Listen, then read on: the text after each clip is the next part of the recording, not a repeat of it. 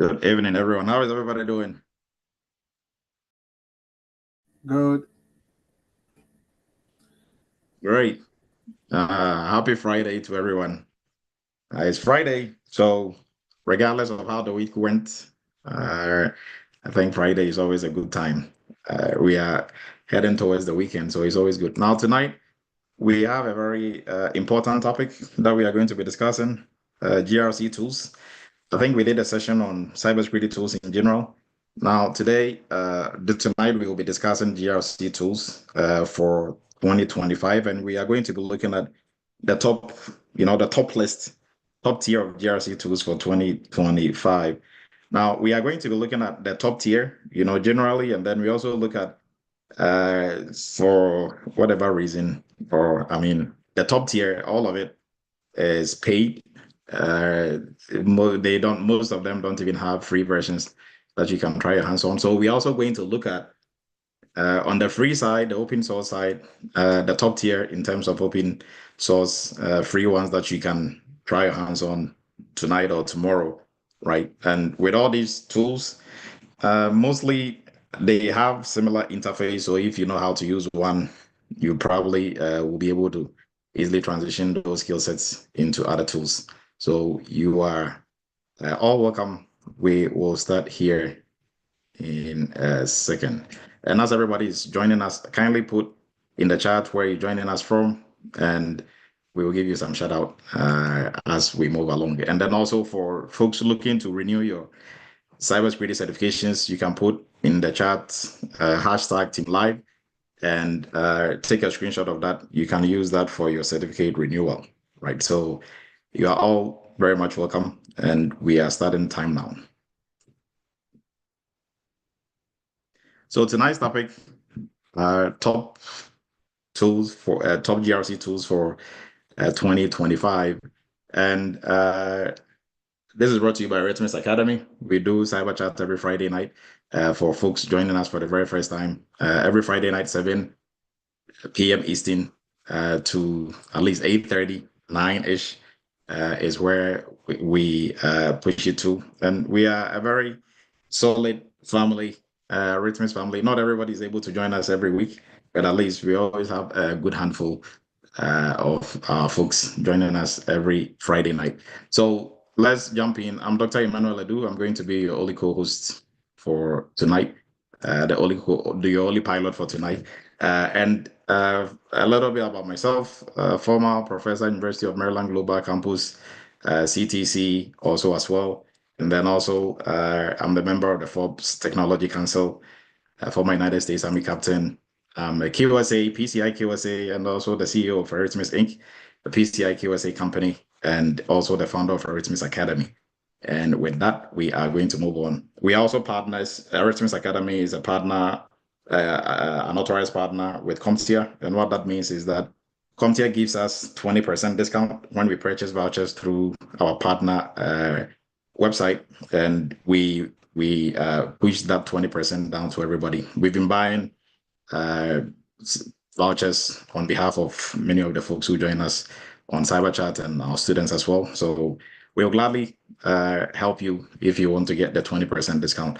And also, I was talking about putting Team Live hashtag Team Live in the chat and taking a screenshot of it. If you want to renew your certification, cybersecurity certifications, be it your CompTIA, ISC Square certifications, or ISACA, so your CISA and the rest. There are two ways. You can either resit for the exam, or you can use continuous education or continual educational points to renew. So attending this every hour counts as one point for continual educational points. So if you take a screenshot of, Team Live, you'll be able to use that. Now we have a WhatsApp group for Eretmis Cyber Chat. The link is going to be posted, so you'll be able to join if it is the very first time you are joining us. And then also our YouTube channel. This is transmitted live on our YouTube. We are streaming live. And then also the video is going to be posted, so you'll be able to get your hands on the video once it is ready. But for the live session, you'll be able to also get the live also as well. Now, for tonight's discussion, like we always do, we are going to go through our cyber news for the week. and then we'll jump into the tools. Now, for the tools, we have some interesting discussion prior to us looking at the tools. So let's jump in. For cyber news, and if you have any newsworthy any cyber news for the week, you can also raise your virtual hand and bring it up. But we are going to jump in. We have interesting. So for the week, there's always a lot of cyber news out there, but we go through and we pick the ones that we think will be worth discussing here. So that is what we are going to be looking at. So for cyber news, we are looking at T-Mobile in the news. Now, before we go on, Gabriel, I think I'll let Gabriel go, and then we'll look at what we got. Go ahead, Gabriel. Yeah, thank you very much, Dr. Adu, for the opportunity to share one of the current news that I found out in the course of the week. And as we all know that sometime last month, there was this growing concern about the news of President Trump defunding the National Vulnerability Database, specifically as regards the CV program, and that actually shook the cybersecurity community all across the world. So as a result of this, institutions and even governments are looking at alternatives. And one of the alternatives that came up in the course of the week was the EU vulnerability database that was launched. I think it was on Wednesday that it was launched just as an alternative. And if we've been following the news, we'll notice that with the growing concerns, I think President Trump actually withdrew that particular decision, and they were able to extend funding for the CV program for the next 11 months. So amidst this growing uncertainty, the EU has actually launched its own vulnerability database. And that actually brings me to the question which I said I was going to ask you. So in the situation where the EU VD describes a particular vulnerability as critical and the NVD describes it as probably low, how would an organization or even cybersecurity professionals decide on what to do in that instance? And the second news, I know you addressed the question, but the second news I also came about in the course of the week is this data breach that affected the Australian Human Rights Commission. I think around March 20th to about April 10th, the web application that they make use of had an internal error that has to do with their S3 AWS bucket. And it was said that lots of personal information, about 670 thereabout, was disclosed. And I was going to ask in that instance if Eretmis Incorporation was assigned to address such an incident. What would you do to address that situation? Thank you. Those are the two news and the questions I would like to follow up with. Thank you. Thank you, Gabriel. And very, very, I'll say very smart question, right? For the first one. And maybe for, anybody who might not really be in on what Gabriel is talking about. So Gabriel was talking about, throwing some acronyms around NVD, and then also talking about, EU setting out their own NVD and CVE. What is he really talking about? Right.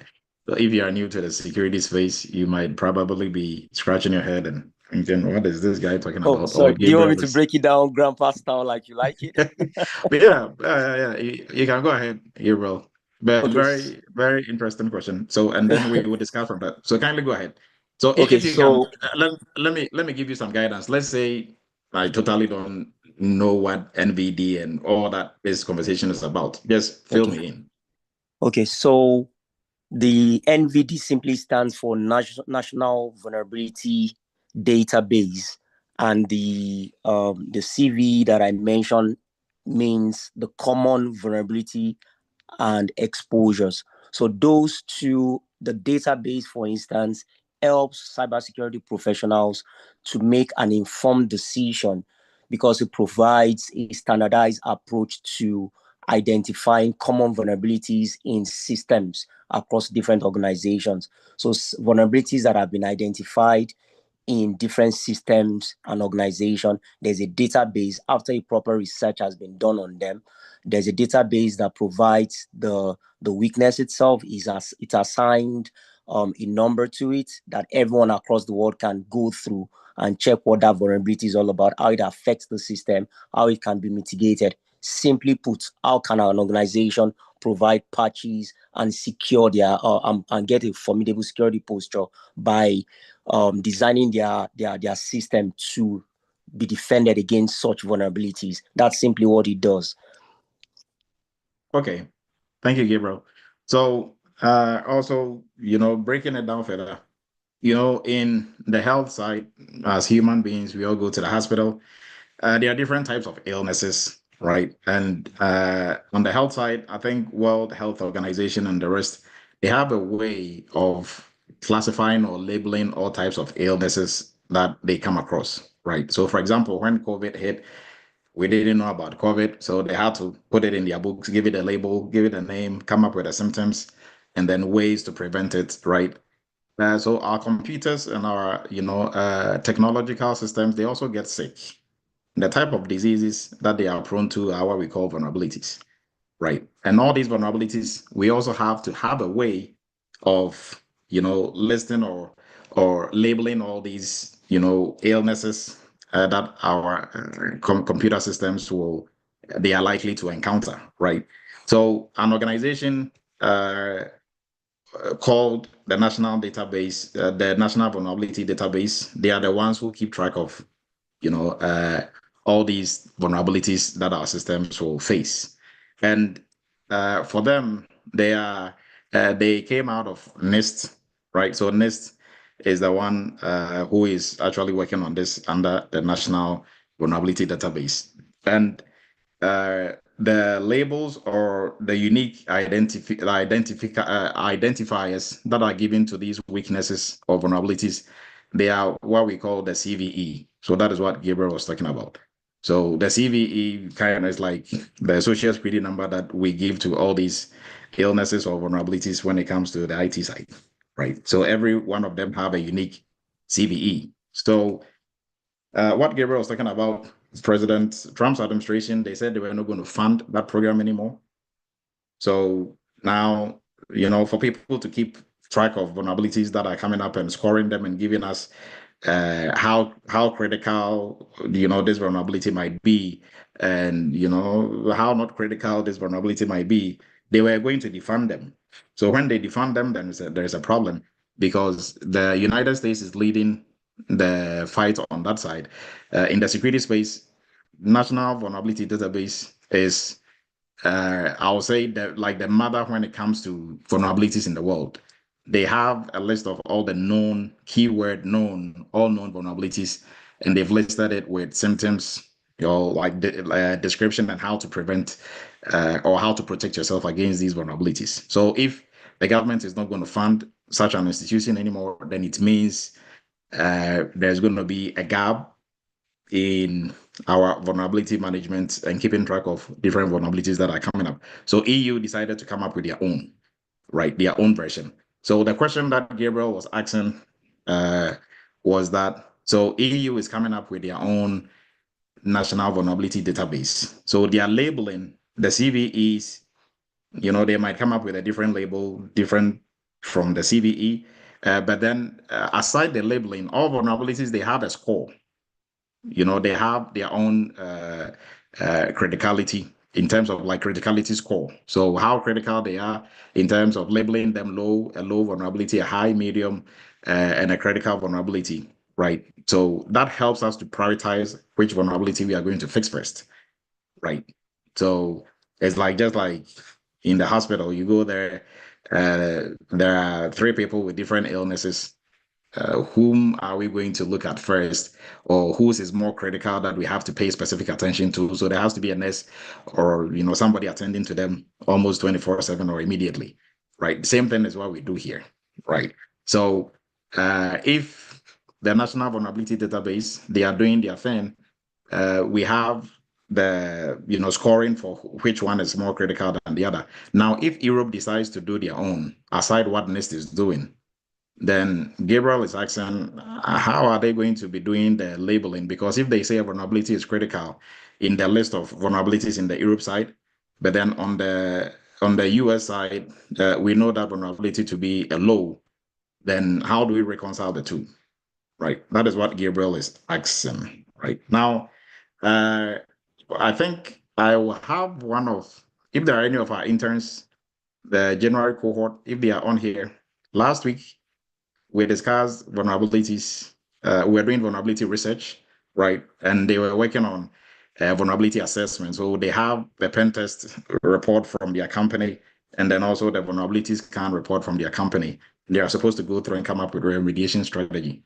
But we discussed the fundamentals and the basics of the CVSS score, how the scoring was done, who came up with the scoring, and all that. So, if there are any of our cohort from the January 2025 internship cohort, if you want to give it a shot before I give the answer to that. Anyone? For $5.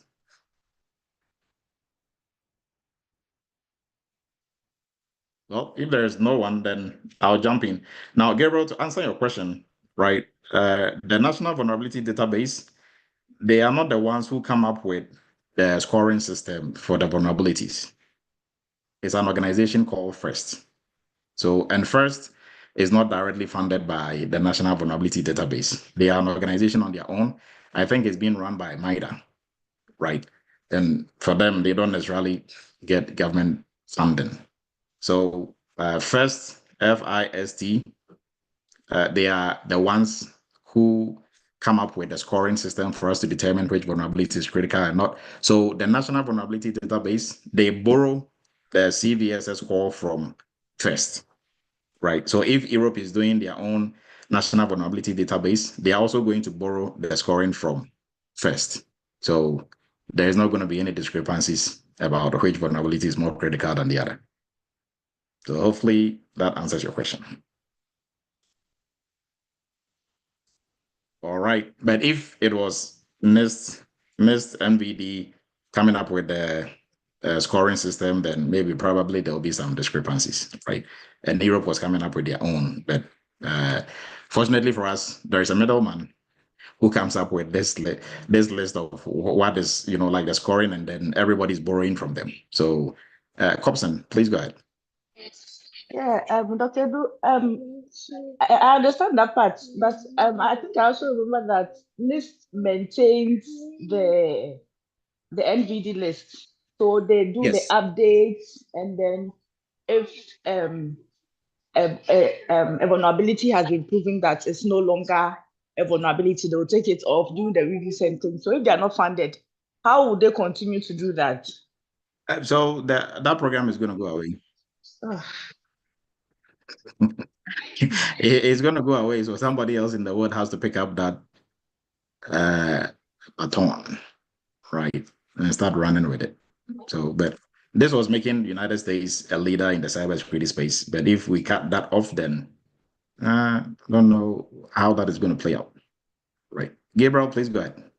Yeah, so just like you mentioned that MITRE has the aspect of FIRST controlled on an independent level, but that particular funding actually falls in the hands of the government still. So that's why it actually made louder noise that even as MITRE is an independent organization, which FIRST is under, they actually get their funding from the government.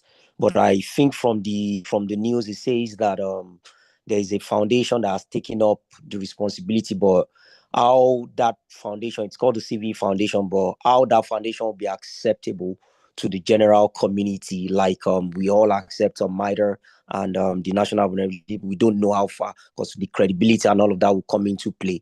And those that are actually running that particular organization will determine if they would be accorded the same respect and what or whatnot that NVDA enjoys.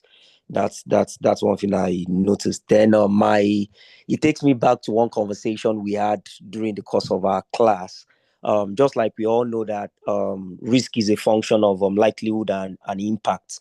The information provided by the NVD, the FOST and MIDA and all of that would, and the CVSS score and all of that has been provided, will give us a good visibility when it comes to the part of impact that it can have on our systems and what have you. But for the likelihood part, I remember I mentioned the EPSS score, which would provide a detailed information comparing about 200,000 exposures over the last 30 days, and it will let you know the likelihood of that CVSS score that you've put into it, if it will be exploited in the next 30 days or not. So I think that would actually come in handy when it comes to that situation I described earlier, where you need to figure out which vulnerability you need to address first based on the impact it can have on your system. I think using a tool like that, like the EPSS lookup, would actually help in solving the problem. Thank you. Okay, you're welcome, Gabriel. So on that note, we are going to jump forward. So T-Mobile in the news. Why are they in the news? So T-Mobile, they had an incident, a breach in 2021, and they were taken to the cleaners, meaning they were taken to court, right? And they had to settle for 350 million. So giving out this money to customers delayed a little bit, but they've started, distributing the checks and direct deposits. So if you're a T-Mobile customer, and if you receive a letter or anything of that sort nature talking about your data was involved or compromised in this breach, then they might probably be sending you something, right? And then also all affected customers, they had 2 years of McAfee identity protection also for free for 2 years, right? So, and it cost T-Mobile 350 million to do this settlement. This affected 76 million users. So I'm not sure how much everybody is going to get, or depending on how much of your data was really exposed. Probably they know how they are going to go about this. But so for everybody using T-Mobile, maybe you have some check coming in the mail. Now, Google Chrome is also in the news. And what are they in the news for? So Google Chrome has identified a vulnerability, four vulnerabilities actually, and one is very high, is high severity. So this is the CVE score, the CVE. So this is the number for that vulnerability. The CVE score, I'm not sure if it's a high, then it's probably above 8 in terms of the CVE score. Now, depending on if you are using version 2 or version 3, now we even have version 4 for CVSS score, right? So, but all we know is this is a high, it has a high severity. So what Google is saying, they are encouraging everyone to update your browser if you're using Google Chrome.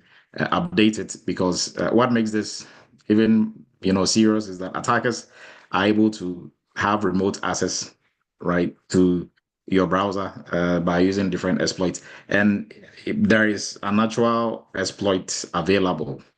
And what do I mean? Mostly when there is a vulnerability, attackers don't necessarily know how to take advantage of that. They have to do try and error to be able to, take advantage of that vulnerability or exploit that vulnerability. Now, once somebody is able to, have a win by being able to successfully exploit that vulnerability, they document how they were able to do it.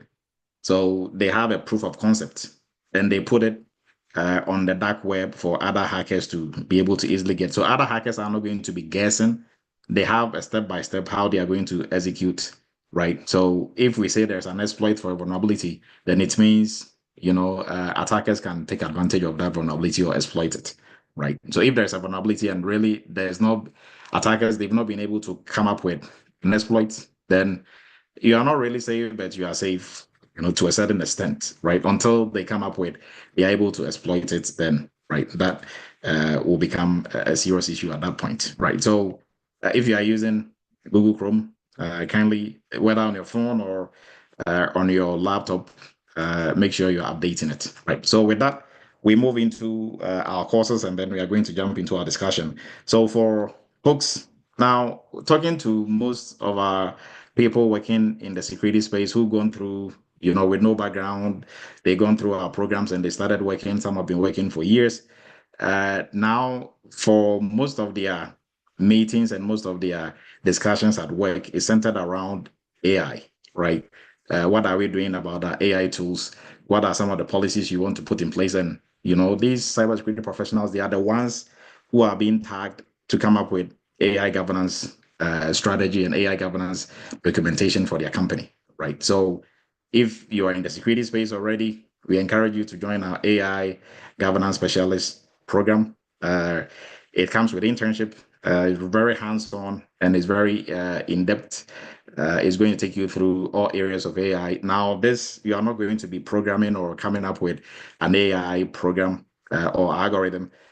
You are looking at the governance. So the governance, the compliance, the risks side of AI, right? And it's very interesting. Not too far from what we do in the cybersecurity space, but there's more when it comes to risks. There is more when it comes to compliance, right? And then also the governance aspect as well.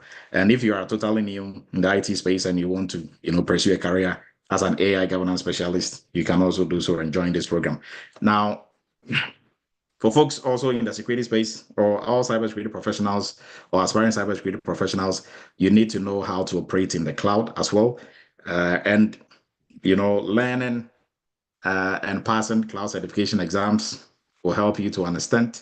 But really doing projects in the cloud, in the different cloud, setups that we have, AWS, Azure, Google Cloud, that is really what employers are looking for. And that is what is going to set you apart from everyone. So for this program, we take you through everything starts with knowledge. So the knowledge piece, we take you through all areas.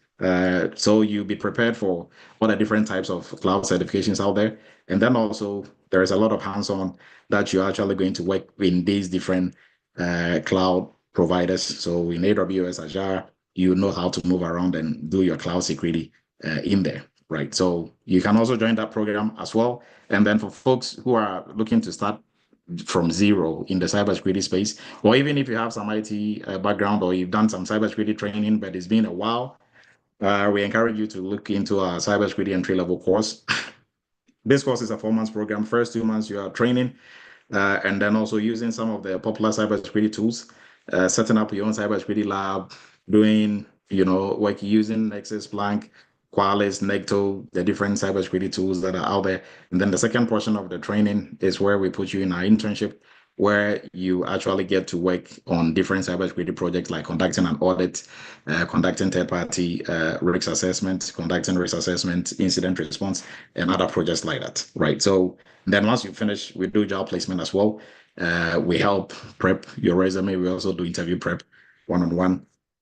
And we do this every single time till you get your first cybersecurity job, right? And even beyond getting your cybersecurity job, if you still need help, we are there to help and guide you.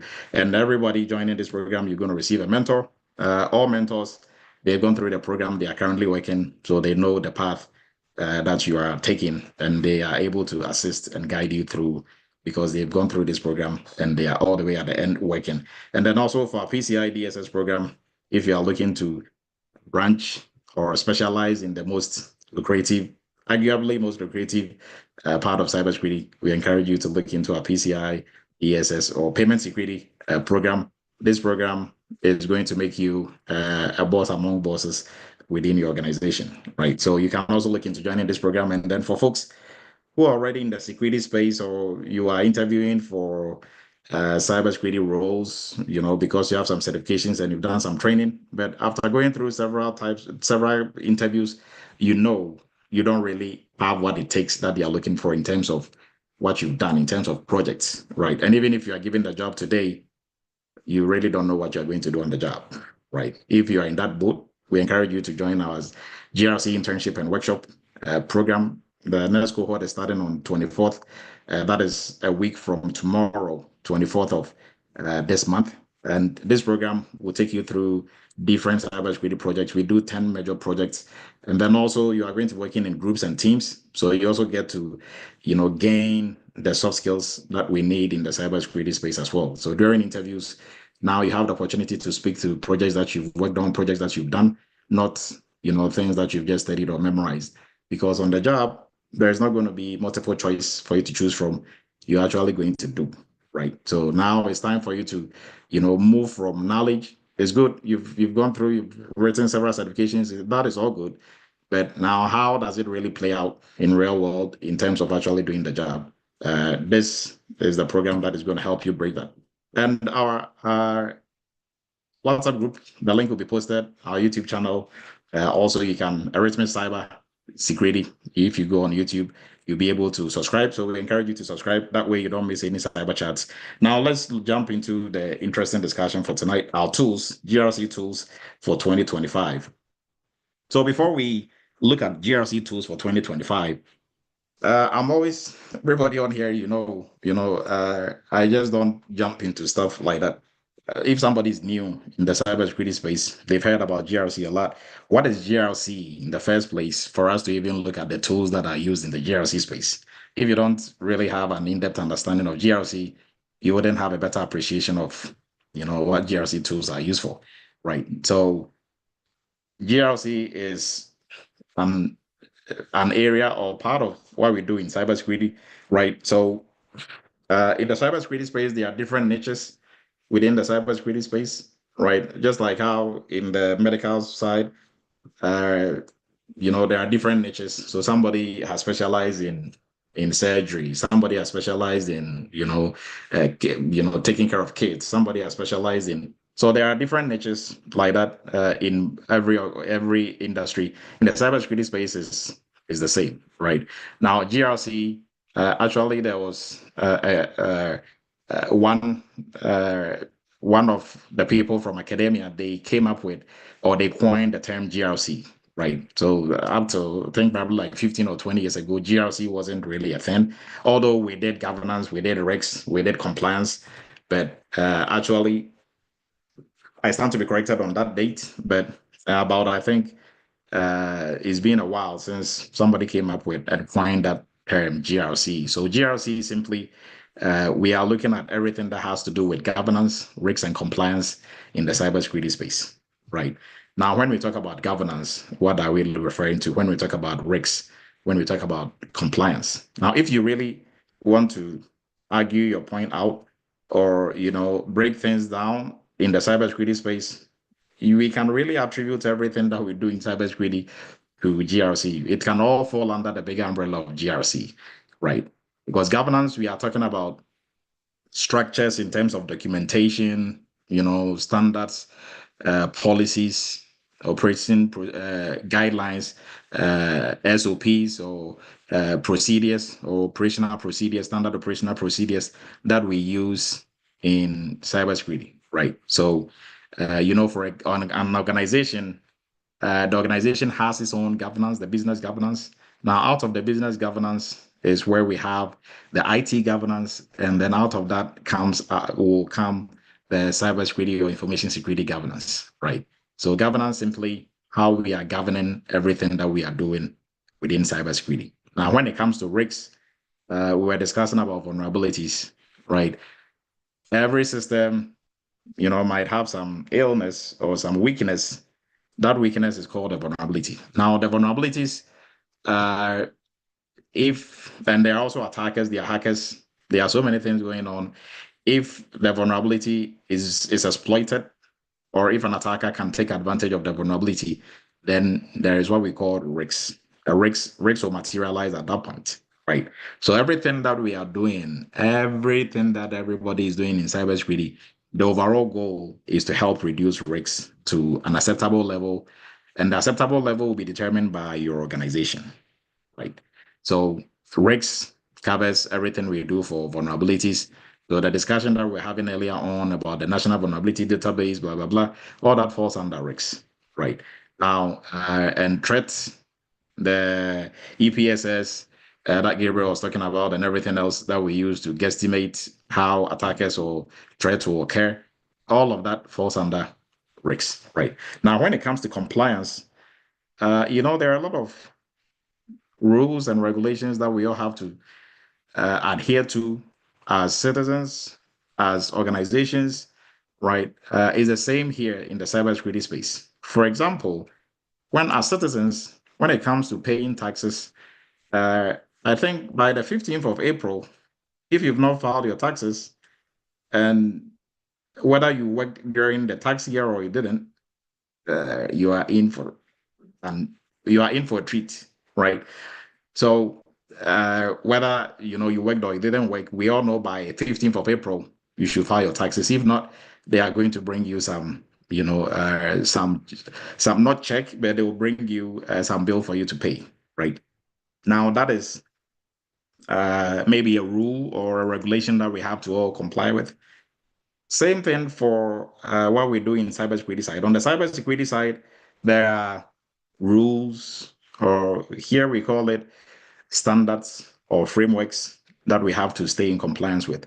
Now, some of these standards, they are mandatory, others are not, right? So when it comes to compliance, we are looking at the mandatory standards and the non-mandatory standards.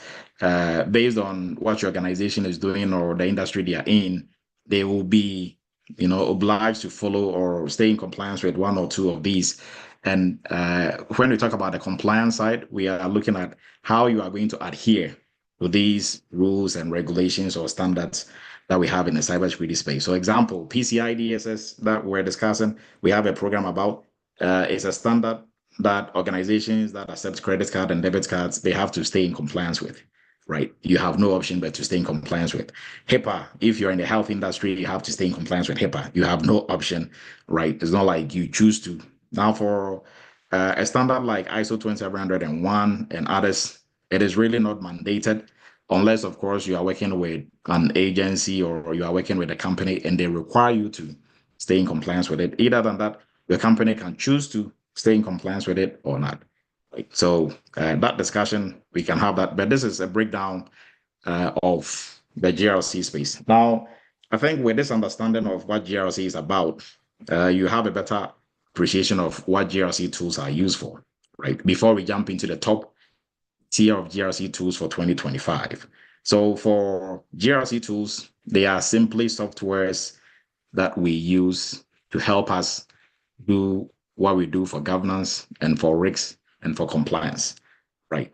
So on the governance side, like I explained earlier, align the business goals with IT, and then also managing policies and procedures and everything that we do in the organization. And then also for risks, identifying, assessing, and mitigating risks and monitoring risks. So doing all these, we cannot do everything manually, right?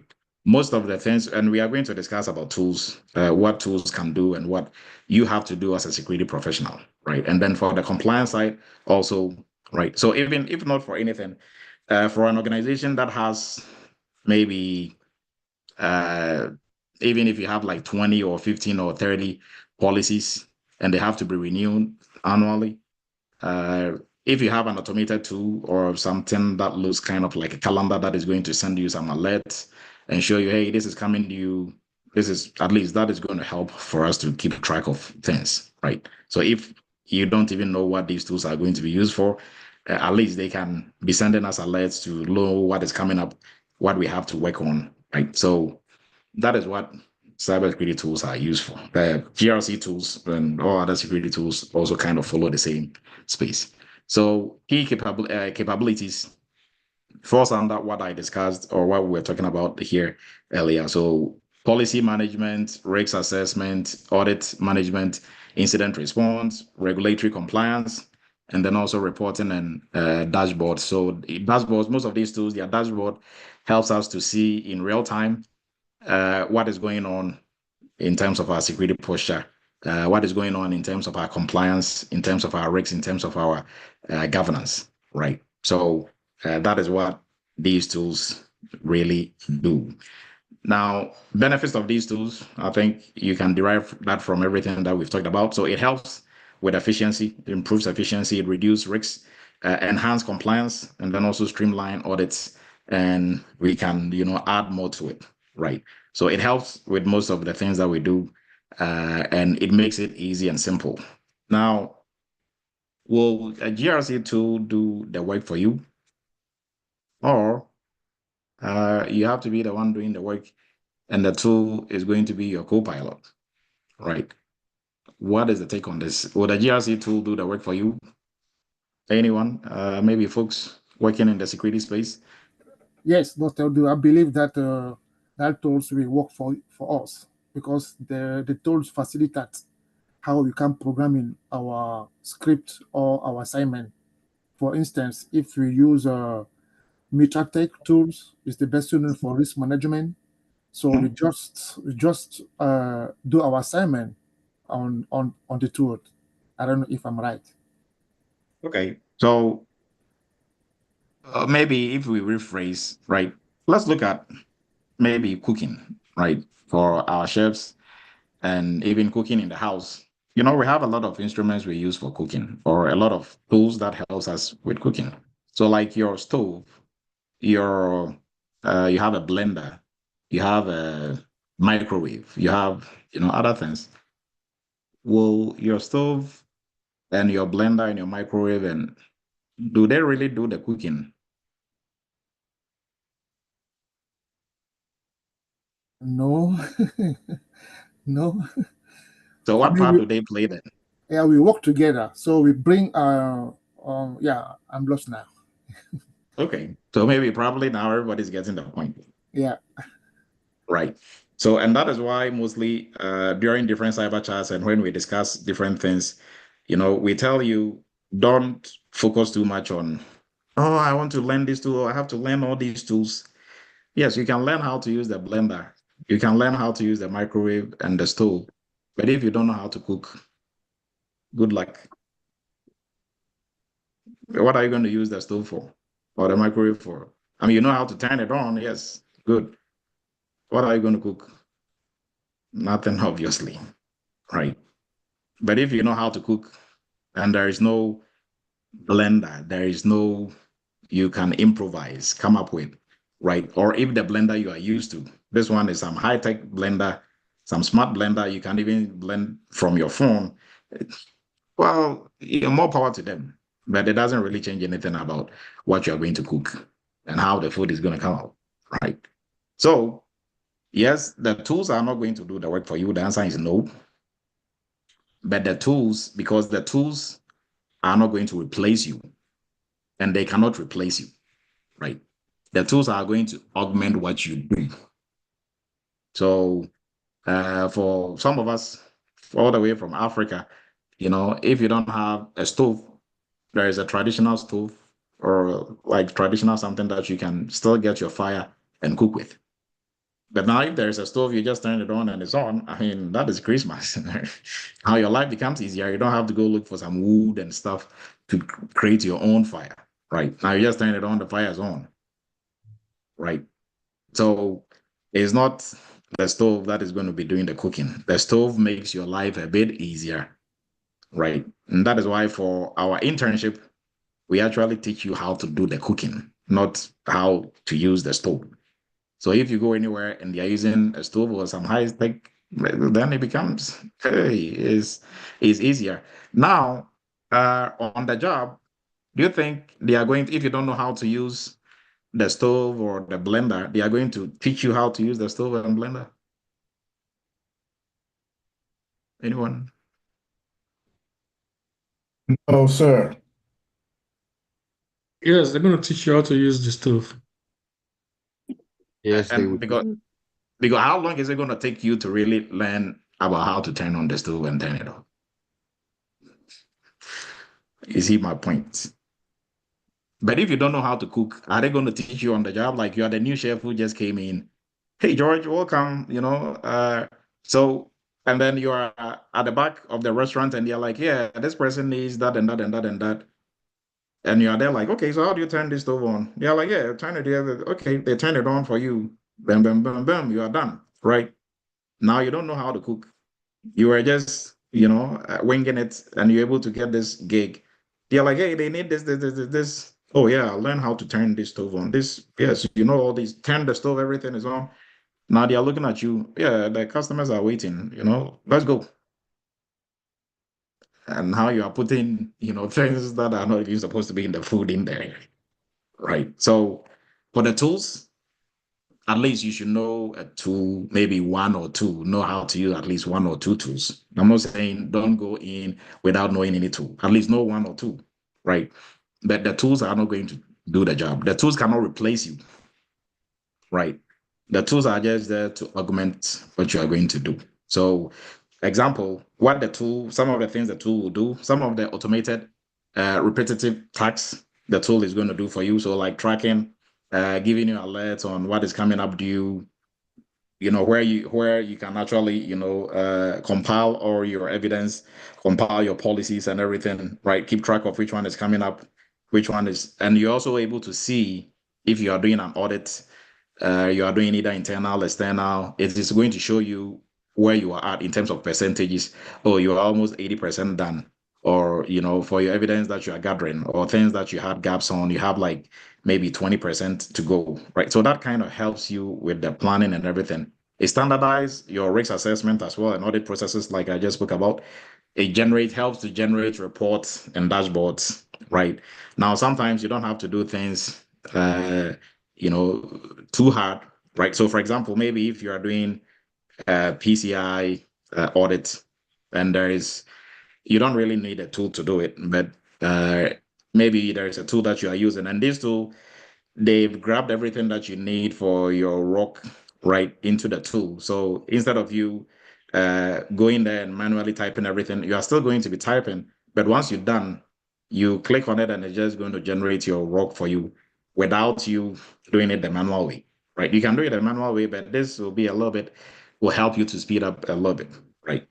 But really, when it comes to doing the auditing, right, looking at evidence, observing documentation that has been given, interviewing people, would the tool interview somebody for you? Would the tool observe, actions that have been taken or processes? Of course not. So hopefully everybody gets that piece. So centralizing documentation and evidence. So if I'm doing this with Shongo, Shongo can go in there and see what I've gathered so far. I can also go in there and see what he's doing, right? So the tools, they really help. Now, as a GRC specialist or GRC or cybersecurity professional, you still have to know what risks, what type of risks exist, why controls are needed, how to regulate or how regulations are going to apply, because it's up to you to decide which frameworks your company is going to use and all that, right? How to escalate issues, and issues here meaning incidents, how to interpret data. So another example, you can have a vulnerability scan, just like what our interns are doing this week. Your vulnerability scan report has been given to you. You are looking at it, you don't even know what is on there. So how are you going to come up with a remediation strategy, right? Although the vulnerability scanning tool is going to come up with some recommendations on, hey, this is what you can do to fix this, this is what you can do to fix that. But really, if you don't understand the vulnerability that is there, and they still give you a description of it and break it down, but if your foundation is weak when it comes to networking and vulnerabilities and ports and protocols, you are going to run into some issues, right? Now, the tool is not going to come up with a timeline when to fix this and who's supposed to fix it and all that. Is you. The planning, the strategy side is always going to be you. That is why a tool can never replace you. And when people talk about AI is going to be, AI cannot replace you. Unless, of course, you don't know what you are doing and you don't know what you're about, right? Then maybe AI can kick you out. But if you don't know what you're about in the first place, you have no business being in the position that you are in, right, to begin with. So now, what does a GRC specialist actually do with the tool? I think at this point, with examples that we've given, everybody kind of, know the answer to that already. So we're still going to go on with that. So GRC professional, you use the tool to do almost everything that I just spoke about, right? So track policies, collaborate with legal, other folks, audits, monitor incidents, mitigation efforts, design risk assessment models. So the tools, they really help us to do a lot of things and make us move faster, right?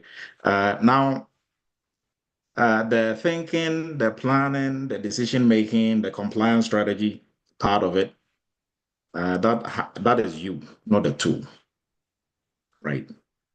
So that is why I keep saying no tool can replace you. That's why you always have to make sure you know your stuff. Your knowledge base is solid, and also you've worked on some projects, so you know how the project is supposed to go. So if you have a tool to augment what you are doing, more power to you. It makes your life easier. If not, you can still do it manually and still get it done, right? But the thinking, the decision making, the planning, the compliance strategy part of it, that is you, not the tool. So are we supposed to know GRC tools before we can land our first role in GRC or in cybersecurity in general? The answer is no. So tools are not like the example that I gave. If you come to our restaurant, you are a chef, you just came in today, maybe you're not used to the type of, cooking stuff, the stove and stuff that we have, the grill, you're not used to it. So, but we can show you how to turn it on and turn it off and how it works. That we can show you, in a day. That is no problem. But if you are asking somebody, hey, how do you grill this maybe meat, or what do I put on it? How long should I wait for it to, like defrost before I put it on? If you start asking those questions, people are going to turn and start looking at you funny, like, who did you say this guy was again? Was he going to be the cashier or like one of the chefs? Right? And the point I'm trying to make here is you should know the job, the tools. Yes, they can, and companies, they will easily and readily train you on any tool that you're not up to speed on. Now, with that being said, if you are going to an interview and on the job description, they stated on there that, hey, you should know tools like ZenGRC, Metric Stream, Open Pages, and you go to this interview and they ask you, what is your experience or what do you know about ZenGRC and Metric Stream? And you're like, well, I've never used them, so I don't know anything about them. At that point, in Dr. Edu's books, you are a moron. Yes, you've never used it. I get it. You are not lying. But I don't think you just chanced on the interview. You are just on your way and you're like, hey, Shongo, sit here. We're going to interview you right now. No. They told you they're going to interview you next week, Wednesday. You had the job description and you went in there and there is something on the job description and you are telling them you don't know or you can't even speak intelligently about, then you don't deserve the job. Because what you have to do is for every single item on the job description, for those you don't know, look into it, research. So you've never heard about ZenGRC, but they told you some of the tools, or if you're familiar with with GRC tools, and they gave you examples. You don't have to go, out of the examples they gave you. Go to ZenGRC's website. What is ZenGRC used for, right? What are the different use cases for them? They will have a video of them using it and showing you how they are using it to actually work in the GRC space. So during the interview, what is your experience with ZenGRC? You're not going to say you're an expert in ZenGRC. Oh, I know ZenGRC is used for A, B, C, and D, and you can use it in these different use cases, but I'm not really an expert in ZenGRC. Well, at least they know you are trainable. Two, you pay attention to detail, so they can work with that. But if you go in there and you're like, well, I mean, I don't really know about ZenGRC and metric stream. For me, it's not, if they don't move you forward, the problem is not you knowing the tool. Far from, they don't care about you knowing about the tool or not. They can train you on that in a day or two. But the fact that you came into the interview unprepared, right? You are not a self-starter. So they have to tell you to go look into it before. They don't want somebody like that on the job. They want somebody who is going to be a self-starter. They do things before you even, so before you ask, when you ask, they've done it already. Right? Those are the people we are looking for in the cybersecurity space. So I'm giving you some tips and tricks. So when it comes to tools, don't say, oh, Dr. Edu said you don't need to know any tool. They will train you. So I'm going to go in there and then pull a blank when it comes to tools. And say, tools? I mean, who cares about tools? You're going to train me, right? Right? No, you have to go in there. If it is on the job description, you have to at least research into it and find out what it is used for. Now, granted, because somebody will say, yeah, but because tools, let me also tell you one thing. The tools that we are going to look at and review, they are very expensive. even companies, they pick and choose based on pricing. So as an individual who is looking for a cybersecurity role, even if you're in cybersecurity already, I don't think you are going to pay 18 grand or $18,000 just to have access to maybe Zen GRC to use and practice at home. And Zen GRC is just one tool. Do you know how many tools there are similar to Zen GRC and others? Right. So even if we give you all the money in the United States, you wouldn't be able to cover all the tools. So the point I'm trying to make is you don't chase the tools, chase how to do the job, learn a tool or two, right? So learn one tool, two, at least familiarize yourself with it. And there are some tools that you cannot even have a free version to play around with, right? And we are going to look at those tools. And then we'll look at ones that you can have a free version to play around with. Now, the free ones, they have the same interface like the paid ones, right? So mostly with the tool, sometimes it's just, they are selling it just like how they are selling Gucci and Louis Vuitton and others. It gets to a certain point, it's just a name, not the quality anymore, right? So if you know how to use one or two tools in a certain category, you can use them all, right? Same way if you can use Microsoft Word. I think when you go on the Google side, the equivalent of Google is Google Docs, right? Or Google Word, whatever they call it. You can use it, right? Nobody has to even teach you that. If you use this, it's the same interface, same things that they do, right? So you can easily transfer those skills over there, right? So now, yes, tools, they are not mandated. You don't know because you cannot know all the tools. So if you chase tools and you are going to different interviews, different companies are using different tools. So if all you know is a tool, then you are out of luck, right? So, but on the job description, find out what they are using in the company, school yourself on it, watch some YouTube videos, go online, go to the, mostly if you go to the tools website, there is some demo. There is some demo on there that they will take you through. Because all these tool companies, learning how to use your tool is not a secret. Because for them, the more people who know how to use their tool, the more people are going to patronize their tool, right? So all of them, they are, like they would love to show you how their tool works in a heartbeat because they are selling their tool, right? So employers, they care more about your understanding of GRC and what you can do in GRC, including risk compliance, different frameworks, audit principles. They are more concerned about that more than tools. Because if you don't know that, they cannot train you on that in 2 or 3 days. And two, they didn't employ you to babysit you, right? So like I always, I tell most people and they laugh, are you going to employ a driver to teach him how to drive? No, nobody's. Then you might as well just bring in your knucklehead cousin to and pay him and teach him how to drive at the same time, rather than to get a stranger and he came in as a driver, but you gave him the keys and he's asking you, so where do I press for it to move forward? And the next you know, you are like, okay, I'm picking on Shongo tonight. Shongo is going to be like, doctor, you know what? Just give me the key. And you can please step down. Right. You're at the back of the car and your driver is asking you where to press to move forward. Of course, you are going to grab your key. But if he's asking you, I'm not really used to this fancy car, but where do you start it? How do you turn on the radio? Yes, I can orient you. I'll proudly orient you because of my cool car, right? You press here and then you do this, and the sunroof is even there, and because I'm showing off. Now, once that is done, now we are back to business. Now the car has started, you know where to start it. Okay, take me to Walmart. I'm not going to tell you where to press to turn left or where to press to turn right. You should know that already. You said you're a driver.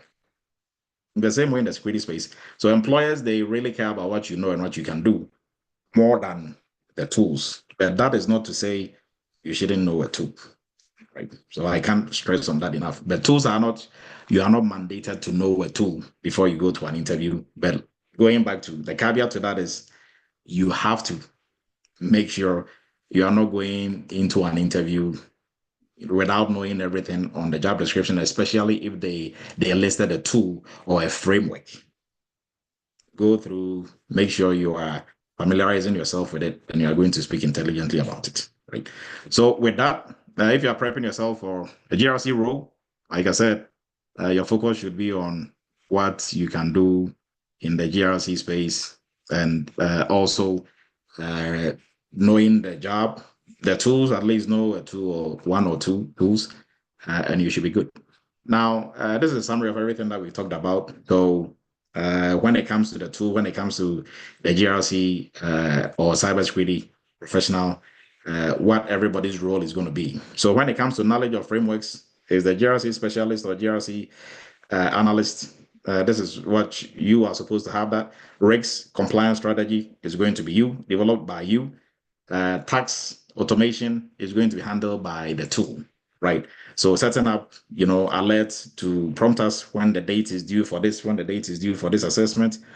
Tool usage, so support function, not a replacement. It is going to help you do support what you are doing, not to replace you. And the experience also nice to have, but it's not mandated, right? To you know how to use a tool, nice to have, but not mandated. And I know there are a lot of folks on here who are going to attest to this, right? They went into jobs, they didn't know the tool. And even outside cybersecurity, if you don't know the tool, they're going to show you. But they expect you to know the job, right? So now we are going to be looking at the tools, the top 10 list for 2025 GRC tools. But before we do, we encourage you to look into our AI governance specialist program for all cybersecurity professionals. Now you have to start integrating AI into what you are doing. And then also in the cloud, security professionals and aspiring security professionals, you have to know how to move in AWS, Azure, Google Cloud. And for some folks, so let me break this down here because I just remembered. So if you are learning AWS architect, solutions architect, or you are taking a course on those lines, or Azure solutions architect or Google solutions, that is not cybersecurity. You are more into general IT DevOps space. So some people are doing that and they think it's cybersecurity.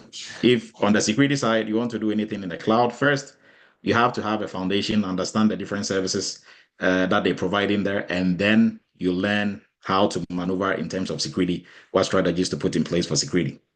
That is it. You're not going to be the one doing, deploying different systems and also doing transitioning from on-prem into the cloud, and you're not going to be the one setting it up and doing all that, right? So we encourage you to look into our cloud program. This is the best cloud program out there because it's very hands-on. And then also when it comes to the knowledge strategy part, it is also, way up there. And this will help you to pass any of the cloud certifications, cloud security certifications that are out there, right? So we encourage you to look into it. Now, for folks looking to break into cybersecurity, we encourage you to look into a cybersecurity entry-level course. It comes with, 2 months of training, 2 months of internship and workshop. We help with job placement. And then also you're going to have mentors, and all your mentors, they've gone through this program. They are currently working, right? So they know the path that you are going on, and they'll be able to help you accordingly. And then also for our PCI payment security program, for folks looking to specialize in a niche in the cybersecurity space, this is one niche that we encourage you to look into because PCI is global. It cuts across countries and industries. So that is why it's one of the frameworks that Eretmis chose to specialize in Eretmis Inc. as a company, right? So if you don't know about that, that is the secret here. Now, our GRC internship is starting on the 24th of this month. So for anyone, you've gone through RMF program, you've done some cybersecurity training, you have a degree in cybersecurity, a master's in cybersecurity, but really you don't know how things are done on the job. This is where you come to really get the hands-on, actually working on different projects. And we encourage you to look into this before our new cohort starts. So our YouTube channel, our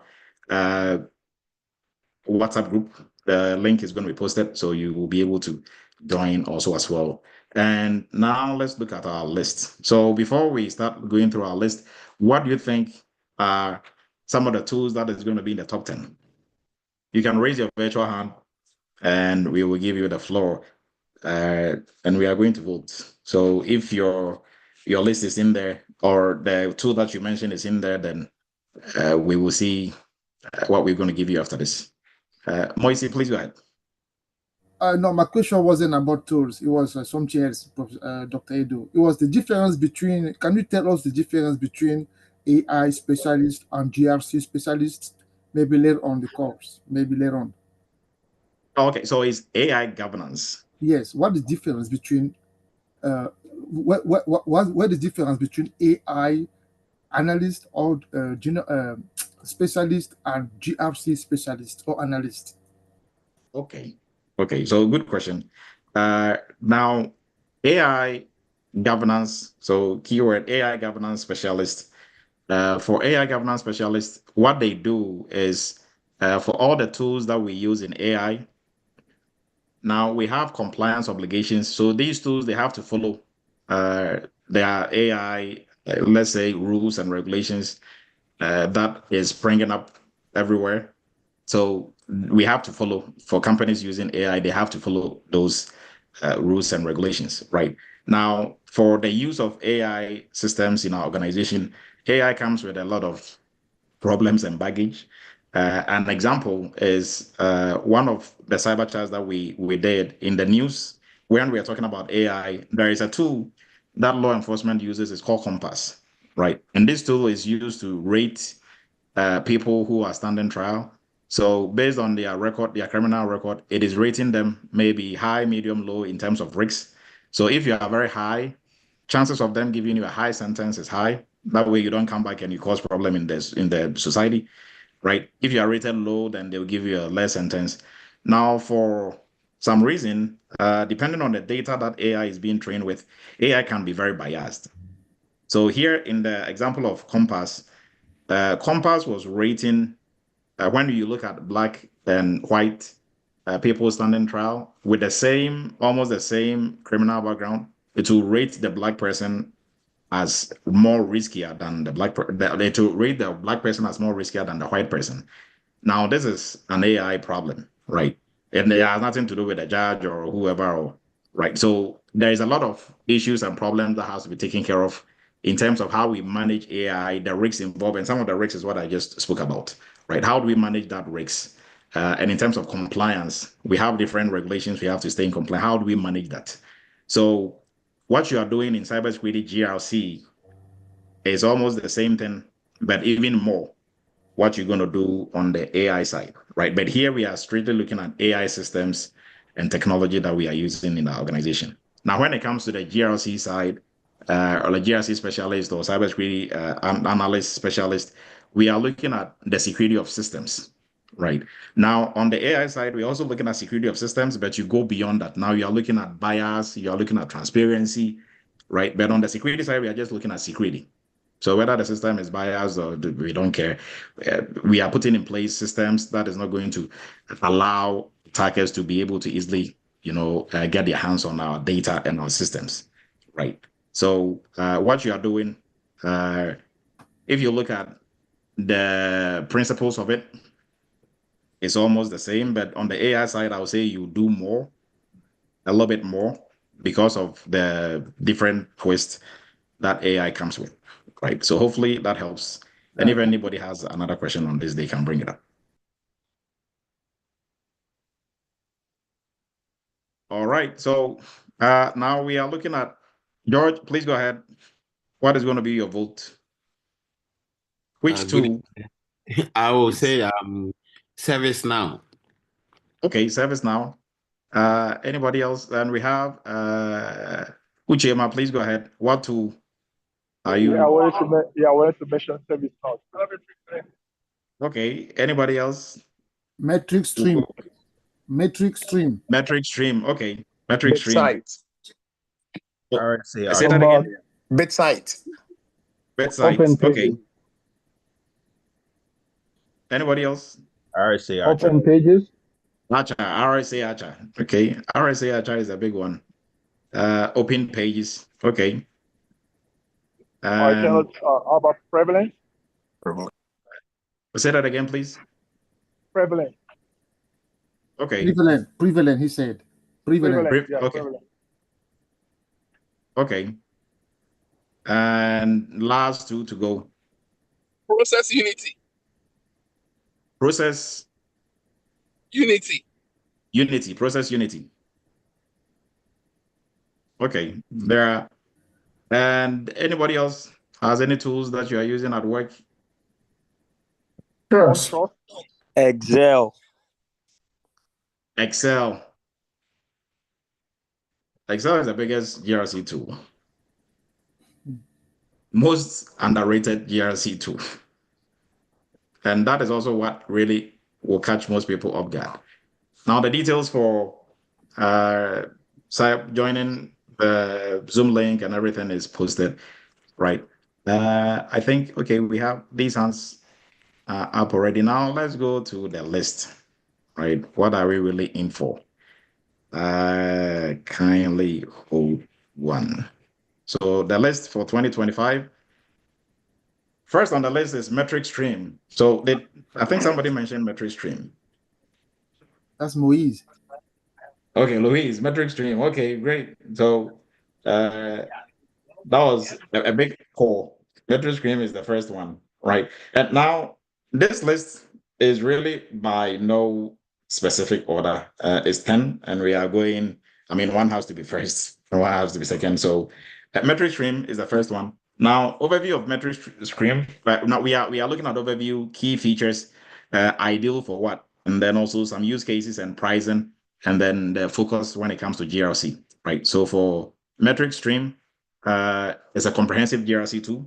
So it covers everything, rigs, compliance, and general cybersecurity management. Now they have some key features. Now these are features inside the tool. So rigs insight, real-time rigs insight, customizable workflows, and then connect GRC suite also in there. Now it is ideal for enterprise systems looking to integrate compliance and risk and compliance solutions. And some of the use cases: enterprise risk management, IT and cyber risk compliance, third party. It helps with third party also as well, right? And for pricing, this is a paid tool.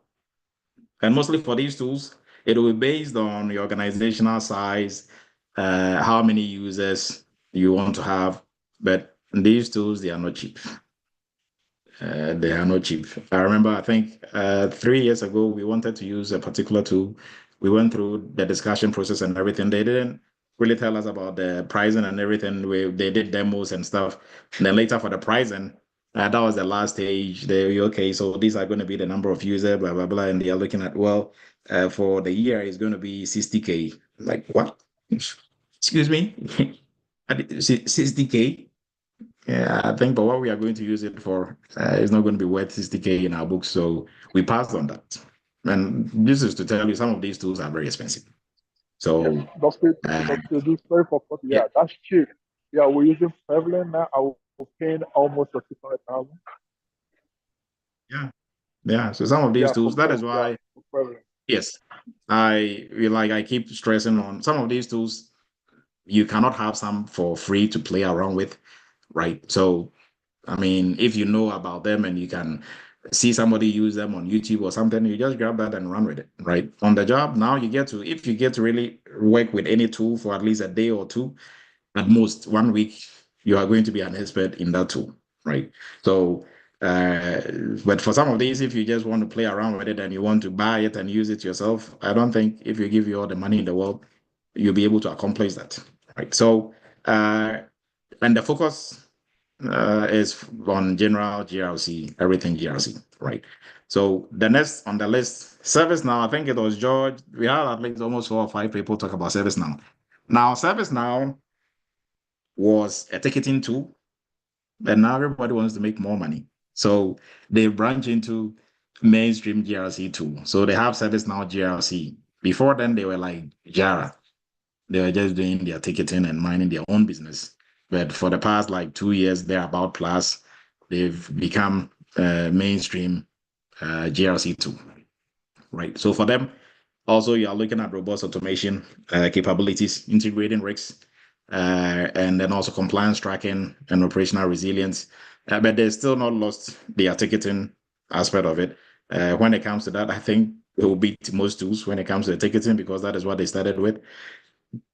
Now, some of the key features, they are third-party vendor risk management features, they are comprehensive policy management, predictive analytics. They are ideal for large enterprise setups in regular sectors like finance and healthcare. You can use them in almost any industry. Use cases, IT risk management, compliance tracking, third-party vendor, business continuity, and also policy management as well. Pricing also based on users and based on the organizational size. Then the focus, compliance, operational resilience, and IT risk management. Now, the next is IBM Open Pages. So Open Pages also for Open Pages, they kind of got in the lead with all these tools that we've looked at.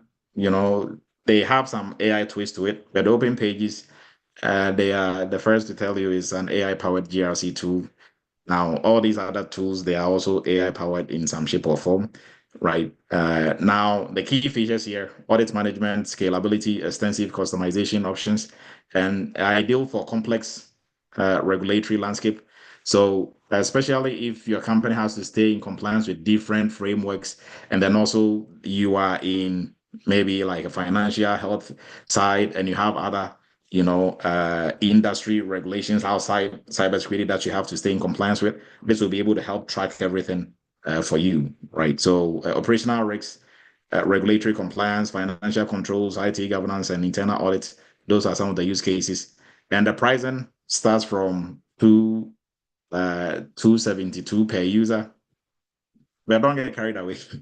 This is per user per year. Don't get carried away. This is they are bringing you in with this, right? You might end up paying like $500 plus for per user, and depending on the size of your organization, that will easily add up, right? Together with other features that are paid within the tool, and focus is enterprise risk management and compliance and audit, so it covers almost everything. Now, Hyperproof is the next one. This is cloud-based. Now, most of these tools that we've looked at, they are also they are cloud-based, and then they also have the versions where you can download and use on your systems at work. So, but almost now, most of them are cloud-based. Hyperproof, cloud-based, also has some AI twist to it. It helps in compliance management, real-time monitoring and automation, continuous compliance, automated evidence collection, and then also streamline your audits. So it leans more towards the compliance side of the house, even though you can also use it to do some risk assessment and also continuous monitoring, part of what we do. It's also paid based on the size of the organization. GRC focus compliance and risk management more than, and really on the governance side is a bit low on that side.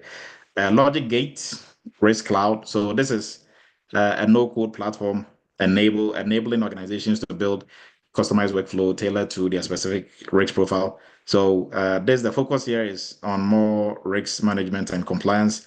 Some of the key features is what has been listed: risk assessment, compliance management, use cases, enterprise risk management, compliance, audit, third party, and then also incident response. You can use it for, and then I think for their focus is risk management and compliance. Now, OnSpring is the next one.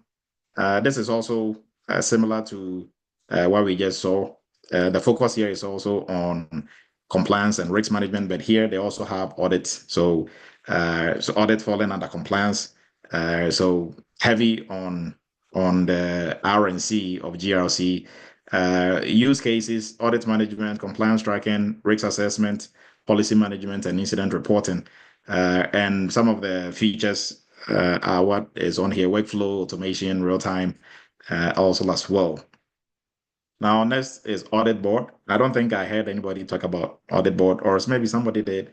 Audit Board is one of the GRC tools that has been around for a long time, right? And like the name suggests, the focus is on compliance and specifically auditing.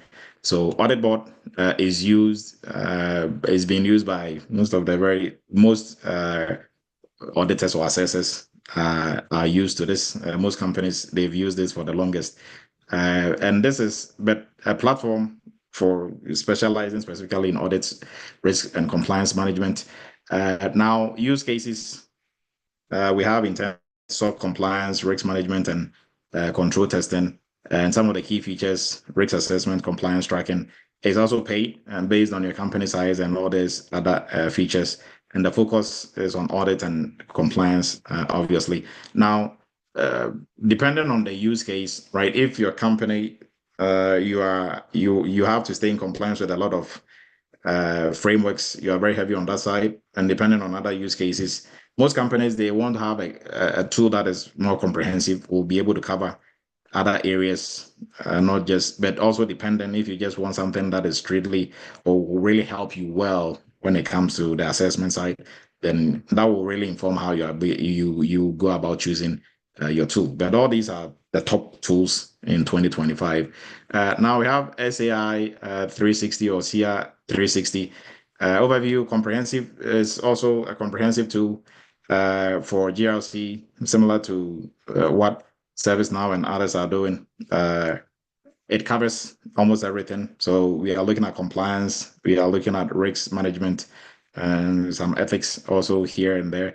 Now, use cases, regulatory compliance, policy management, ethics training, risk assessment, and business continuity. Some of the key features, compliance tracking, policy management, and risk management. And it is also paid based on the different the size of the organization and all these other areas as well, right? Now, Workivia I think is the last one that we are going to look at. Now, this is also heavy on the compliance and risk management side. It provides itself as a platform for reporting your compliance items across different departments. It's ideal for organizations aiming to streamline reporting and compliance and use cases, financial reporting, risk assessment, and compliance documentation. It's also paid, but depending on the size of the company and all those features as well, right? Now, Zen GRC, I think is going to be the last one. So Zen GRC is also one of the grandpas when it comes to GRC tools. It's also been around for a while. Very user-friendly, for that I can tell you. Also cloud-based, and the focus is on compliance and risk management. It's also used for third-party risk management, or anything that falls under the risk management space. Continuous monitoring, audit process simplification, and then also compliance tracking are some of the key features for organizations seeking a GRC solution with robust monitoring capabilities. So it helps in monitoring your different compliance dates and everything else. And use case, so compliance management, risk assessment, audit readiness, and third-party vendor management as well. And it's also paid, also based on the size of the company and the users and all that. But the GRC, one of the fine tools in the security space, especially the GRC space. So now, what should you take from this? Right, all these tools that we look through, they are the top cybersecurity tools for 2025, top GRC tools for 2025. What we encourage you to do is at least pick 2 or 3, familiarize yourself with it, right? So either you are going on the company's first go to the company's website, read about the tool, what it is used for, the use cases, the focus, you like the focal point of these tools. So like what we went through, this focuses more on compliance, this focuses more on this. These are the situations where you can use this tool. So if an organization is using it, then you know exactly what they are using it for, right? So a tool that is compliance heavy, they are not necessarily using it for governance, obviously, right? So it means the company, they are more that is where they focus more on when it comes to, or they have some obligations on that side that is a bit heavy. That is why they chose that tool, right? So this is a list of the tools that we looked at, the use cases, the different focus points when it comes to GRC space, right? And I think a hand was up before Kumlan. Jason, I think Jason's hand was up. So Jason, you can go ahead, and then Kumlan can ask the question, and then we move Hi, on. Doc. Yes, Morning. I was gonna morning. ask about OneTrust, but you said top GRC for 2025, so I took my hand down. Yes. So there is a whole, if we go, we have to go through even top 20, there is a whole list. We have to cut this at 10, right? There is continuation of the list is there. Maybe probably we're going to post that in the WhatsApp group. So you can continue the conversation over there. Now, for these tools, we are looking at the ones with free or free trial, or trial versions. We are trying to see the ones that had free versions for you to use, but they don't have free versions, but they have free trials, and we are going to go through that here shortly. Kumulan, please go ahead. Yes, I think you answer my question because I was expecting you to list Archer. Yes. So Archer is also one of the fathers or grandmoms when it comes to GRC tools, RSA Archer. But, it didn't make the top 10, but it's in the top 20. Right. So Archer has also been around for a while. Now, some of these tools, I think there are a few ones that are pretty new, but I think for the rating, we're looking at, the user friendliness, which ones are being used more by organizations. So all that will contribute to, right? So, some years you have some tools coming up higher than others. So it really depends. Now, for the free trial, for Metric Stream, they have free trial, and that is upon request. You have to go through their sales, team, pretending you are going to buy the tool. Then they give you the opportunity to do. And some of these tools, for them to even give you the free trial, you have to come in with a company email and stuff. Now, for company emails, there's a way around it. Entry-level students, they know when they are downloading their tools for their hands-on. There's a way around it. You can create your own and then get a company email and use that to, for these purposes, right? So for ServiceNow, also there is a demo on their site, and then also upon request, you can have that as well. For IBM Open Pages, I think for them, you just have to create an account, and you can some of these you can create an account. The ones that don't have any tag of reaching out to sales team, you can just create an account. 18 from that side. The Macy side is 16, and then the other side. I think kind of mute yourself. So you can just go in there and on their website you'll be able to just sign up and start using the free versions, right? So for the ones that are totally free, you don't really have to reach out to sales team and stuff, that you can actually, start using. I encourage everyone to at least try your hands on it, get some tutorials on your own. If you have a friend that has it, they can walk you through, right? Using these tools, they are not that much of a hassle. You just need to know your way around and you should be good. Jimmy, please go ahead. Yeah, I have just texted you a question that I had regarding every single presentation that you have so far given us. There are different routes that you have since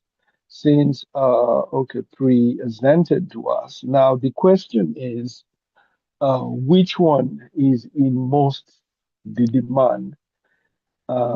Which one gives us a better ROI regarding the different routes that you've presented? For instance, the GRC, the PCI DSS, the cloud security, and all the other routes. So which one is ideal and best for any of us based on the ROI?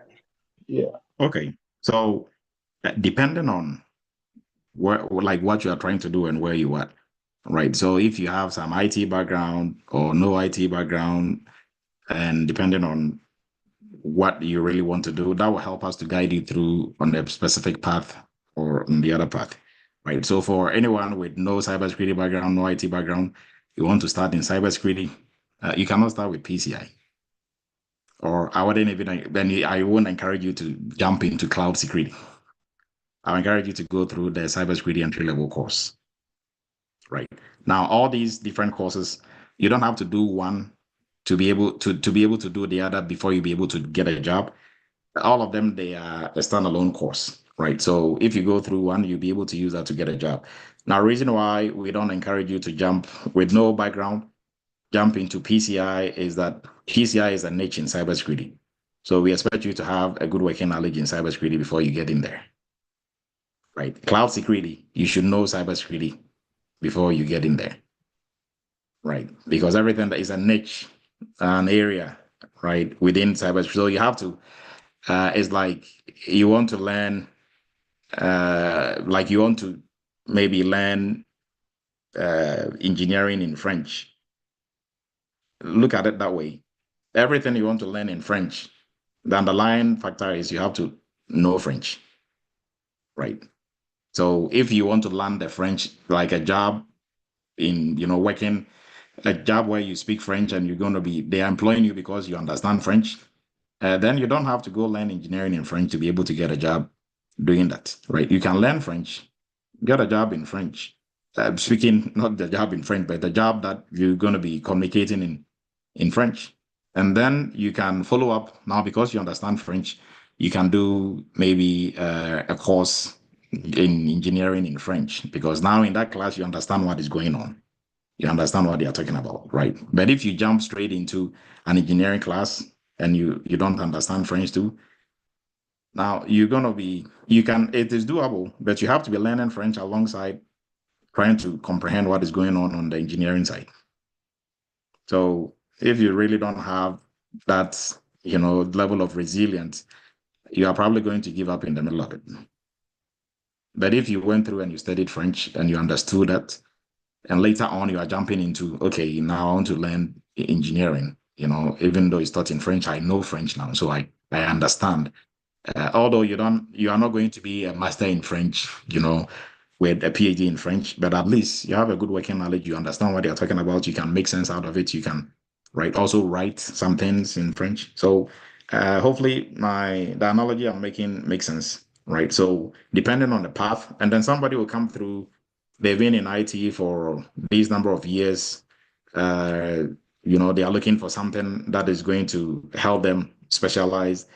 For those folks, they can, depending on what you've done in IT, we can branch you off into maybe PCI or cloud security, or depending on, right? Because for them, polishing up on maybe a few items that they don't know will be a bit easier than somebody who is not already in the industry or has no IT background, right? So with no IT background, we encourage you to go through the entry-level course, go through the training. It starts you from scratch. Cybersecurity building you all the way from scratch, intermediate level knowledge and skill, and then we move you into working on projects, so the internship, and then we help with job placement, and then interview prep as well, right?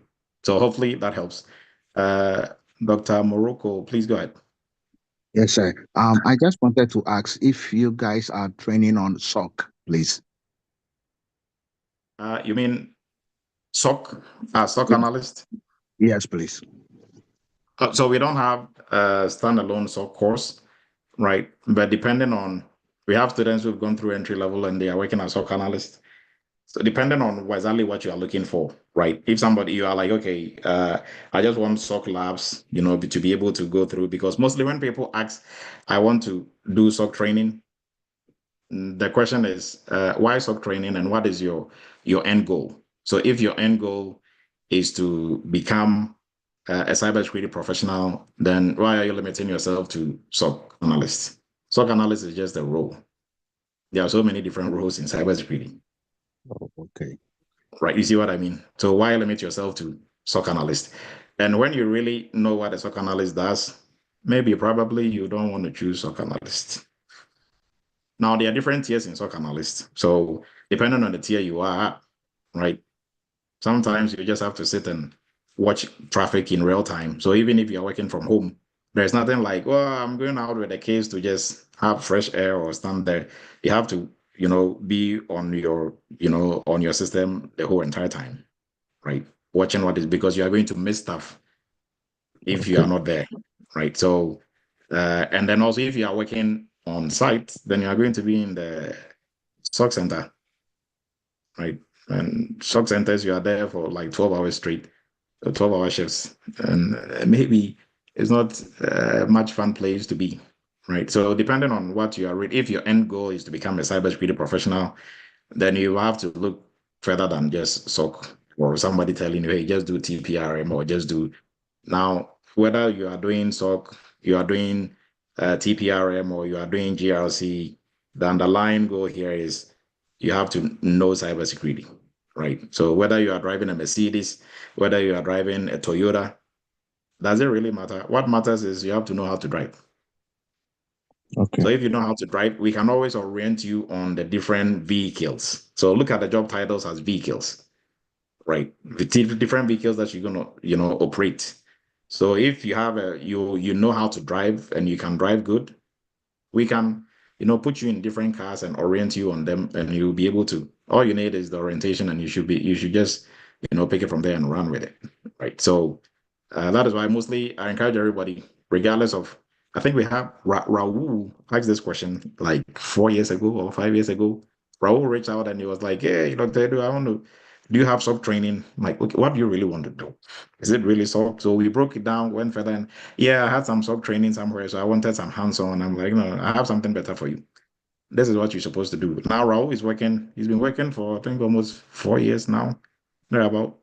So he went through, did internship, and he got a government contractor job. His video is on YouTube. We interviewed him a while ago on YouTube. So mostly, like I said earlier on, depending on your goal and where you want to get at, but don't limit yourself to job titles, really. Oh, All right. okay. So hopefully, and we can talk offline if you want more insight into what you are trying to do, right? And the details of how to get hold of Dr. Edu and all that has been posted. Silo, please go ahead. Now we are going to look at the free tools here. Kindly go ahead. Okay, thank you. And my question is about the training. Yes, if I want to be cybersecurity analyst, how I can be training on my job area?